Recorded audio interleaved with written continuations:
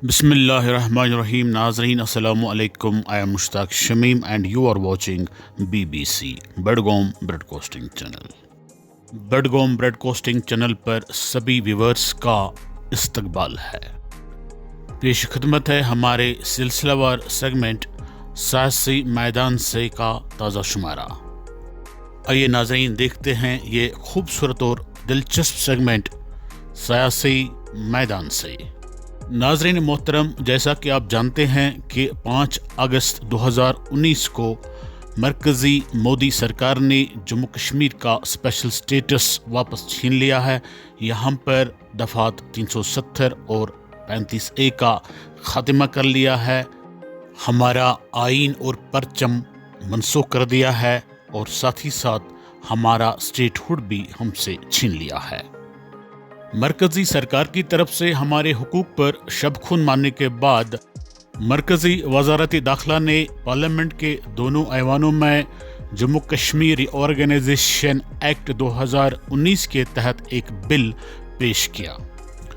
Bill हाजा को पहले राज्यसभा में पेश किया गया, वहाँ पे पास होने के बाद इसको फिर लोकसभा में पेश किया गया और वहाँ से मंजूर होने के बाद बिल हाजा को सदर जमहूरिया के दफ्तर में अप्रूवल के लिए दाखिल किया गया। 9 अगस्त 2019 को सदर जमहूरिया ने बाज़ाब्ता तौर पर इस बिल पर मुहर तस्दीक सब्त कर दी। सदर जमहूरिया की तरफ से बिल हाजा पर मुहर तस्दीक सब्त करने के साथ ही ये बिल एक कानून बन गया और साथ ही साथ इस कानून को आईनी हैसियत भी हासिल हो गई। 9 अगस्त 2019 से लेकर आज तक जम्मू कश्मीर रीऑर्गेनाइजेशन एक्ट 2019 में कई बार तरामीम यानी अमेंडमेंट्स भी की गई। चंद माह कबल इस रीऑर्गेनाइजेशन एक्ट में एक तरमीम अमल में लाई गई जिसके तहत जम्मू कश्मीर असम्बली में खवातीन के लिए 33% नशस्तों को मखसूस किया गया। चनाचे जून 2024 ईस्वी को मुल्क भर में पार्लिमानी इंतखाबात का इनेकाद किया गया और यहाँ पर एक बार फिर मोदी की सरबराही में तीसरी मर्तबा NDA सरकार कायम हो गई। मोदी जी की सरबराही में इस सरकार को कायम हुए अभी 1-1.5 माह ही हुआ कि सरकार हाजा ने जम्मू कश्मीर तंजीम-ए-नौ कानून 2019 में फिर से तरमीम करने का फैसला कर लिया। अब की बार मरकज़ी सरकार ने जो तरमीम जम्मू कश्मीर तंजीम-ए-नौ कानून 2019 में करने का फैसला किया, ये जम्मू कश्मीर के लोगों के लिए सम कातिल साबित हो सकता है। आइए नाज़रीन, सबसे पहले हम इस ताज़ा तरीन तरमीम के खदोखल जानने की कोशिश कर लेते हैं। फिर इस ताज़ा तरीन तरमीम के सबब जम्मू कश्मीर के अवाम पर और यहाँ की सियासत पर पड़ने वाले मुज़िर असरात और नुकसानात का भी जायज़ा लेने की कोशिश करते चलें। जी हाँ नाज़रीन, मरकज़ी सरकार ने एक बहुत बड़े फैसले के तहत जम्मू कश्मीर तंजीम-ए-नौ कानून 2019 के सेक्शन 55 में तरमीम की है, जिसके बाद लेफ्टिनेंट गवर्नर को अफसरान के तबादले और तैनाती का हक हासिल होगा। इस तरमीम से पुलिस और अमन आमा से मुतालिक मामलात में लेफ्टिनेंट गवर्नर के इख्तियारात में मज़ीद इजाफा होगा। इनके काम का दायरा भी बढ़ेगा। उन्हें वो तमाम हुकूक तकरीबन तमाम शोबों में मिलेंगे जिसमें महकमा ख़जाना की पेशगी रजामंदी ज़रूरी हुआ करती थी। मरकज़ी वज़ारत दाखिला ने एक नोटिफिकेशन जारी करके ये इतला दी है। इसमें लेफ्टिनेंट गवर्नर को मज़ीद इख्तियारात फराहम करने के लिए कवायद शामिल किए गए हैं। जम्मू कश्मीर रीऑर्गेनाइजेशन एक्ट में तरमीम के बाद लेफ्टिनेंट गवर्नर को महकमा ख़जाना की रजामंदी के बगैर police, public order, all India services और एंटी करप्शन ब्यूरो से मुतालिक तजावीज़ पर फैसले लेने का हक हासिल होगा। कानून इंसाफ और पार्लिमानी उमूर के महकमे में वकील, एडवोकेट जनरल और दीगर अफसरान की तकर्रूरी की तजवीज़ चीफ सेक्रेटरी और वज़ीर आला के ज़रिए लेफ्टिनेंट गवर्नर को पेश की जाएगी। इसी तरह से 42B प्रोसिक्यूशन की मंजूरी دینے یا مسترد کرنے یا اپیل دائر کرنے سے متعلق کسی بھی تجویز کو محکمہ قانون کے ذریعے چیف سیکرٹری کے ذریعے لیفٹیننٹ گورنر کے سامنے رکھا جائے گا۔ ناظرین محترم، آپ سمجھ چکے ہوں گے کہ وزارت داخلہ کی طرف سے یہ جو ری آرگنائزیشن ایکٹ 2019 میں ترمیم ہوئی ہے، اس سے کتنے منفی اثرات ریاستی عوام اور ریاست جموں و کشمیر کے جمہوری نظام پر پڑنے والے ہیں۔ چنانچہ فی الوقت یہ تمام تر اختیارات لیفٹیننٹ گورنر کے پاس ہی محفوظ ہیں، اور ایل جی صاحب ڈائریکٹلی مرکزی سرکار یا پھر کہیے ہوم منسٹر آف انڈیا کے ماتحت کام کر رہا ہے۔ یعنی میرے کہنے کا مطلب ہے کہ لیفٹیننٹ گورنر صاحب یہاں کی عوام کے خواہشات کے مطابق نہیں، بلکہ دلی میں بیٹھی جو مرکزی سرکار ہے اس کے خواہش کے مطابق یہاں پر کام کاج چلا رہا ہے۔ چنانچہ جموں کشمیر کی عوام یہاں پر اسمبلی الیکشن کرانے کے خواہش مند ہے، کیونکہ الیکشن کے بعد یہاں پر ایک عوامی سرکار معرض وجود آئے گی، اور جو اختیارات پاورز لیفٹیننٹ گورنر کے پاس محفوظ ہیں وہ یہاں کی جو مقامی سرکار بن جاتی ہے اس کے پاس منتقل ہو سکتے ہیں۔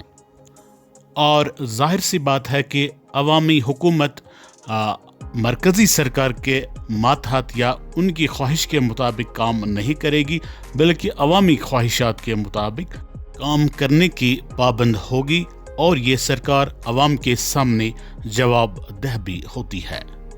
میرا ماننا ہے کہ اگر عوامی حکومت بننے کے بعد بھی یا الیکشن ہونے کے بعد بھی اختیارات اور پاورز لیفٹیننٹ گورنر کے پاس ہی محفوظ رہ سکتے ہیں یا رہیں گے، تو پھر عوامی حکومت یہاں پر کیا کرے گی؟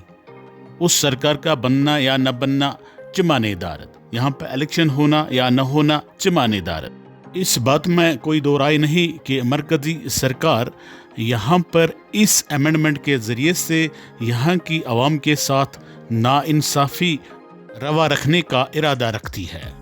یہ جتنے بھی ہارش سٹیپس مرکزی سرکار یہاں پر لے رہی ہے، اس کا صاف مطلب یہ ہے کہ یہ سرکار جموں کشمیر میں اپنا دبدبہ اور اپنی بیجا مداخلت قائم الدائم رکھنا چاہتی ہے۔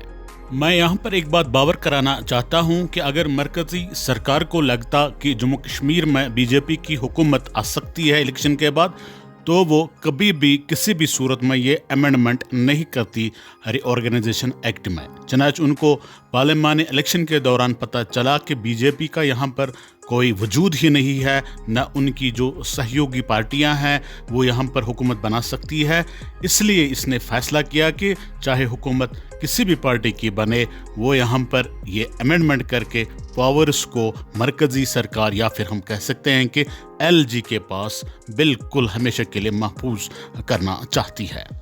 یہ ترمیم کرنے سے ایک بات صاف ہوئی ہے کہ مرکزی سرکار یہاں پر اب کسی بھی صورت میں الیکشن کرنے کے لیے تیار ہے، کیونکہ الیکشن منعقد کرانے کی وجہ سے جو مرکزی سرکار کے دماغ میں ڈر بیٹھ چکا تھا کہ اگر یہاں پہ الیکشن منعقد کر کے عوامی سرکار کو بننے کا موقع فراہم کیا جائے تو یہ عوامی سرکار یہاں پر عوامی خواہشات کے مطابق کام کر سکتی ہے اور مرکزی قوانین یا مرکزی سرکار کی مداخلت کو نظر انداز کر سکتی ہے۔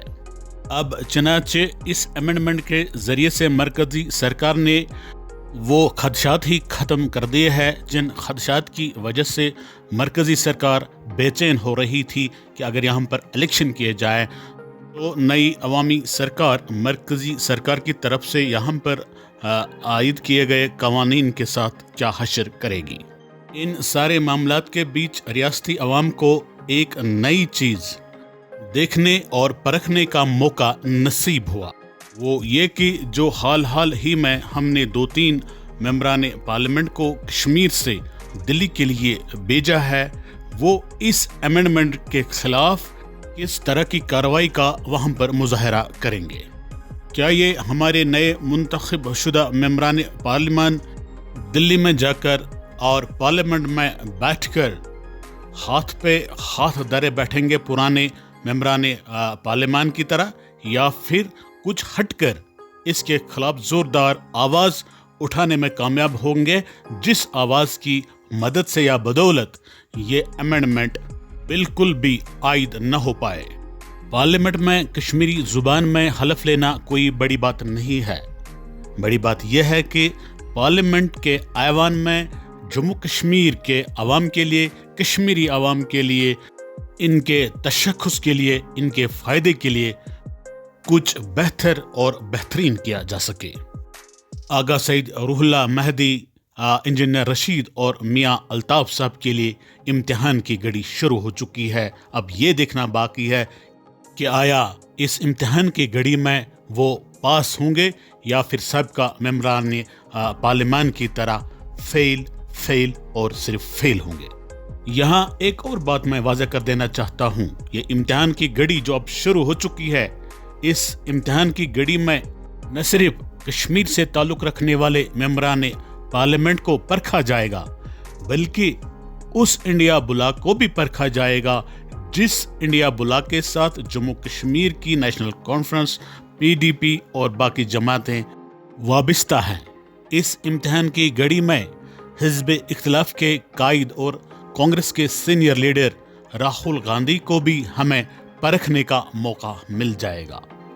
हमने देखना है कि राहुल गांधी जी भी इस अमेंडमेंट के खिलाफ किस तरह की आवाज़ पार्लियामेंट में उठाएंगे भी या नहीं। शुक्रिया नाजरीन, BBC के साथ बने रहने के लिए आपका बहुत बहुत शुक्रिया। Thanks for watching BBC।